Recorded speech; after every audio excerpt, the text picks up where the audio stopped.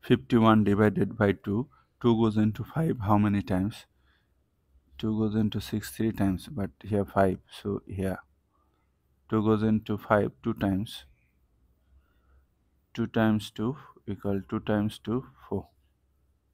Subtract 1, bring down this one. 2 goes into 11 how many times? Look, 6 times 12, which is getter, so 5 times. 5 times 2 10. Subtract, you are getting 1. So your answer is 25 remainder 1. Or if you want to write your answer in decimal, just take here decimal point, the number of zeros, bring down the first zero, and before this zero there is a decimal. Decimal must come to the quotient directly. 2 goes into 10 how many times?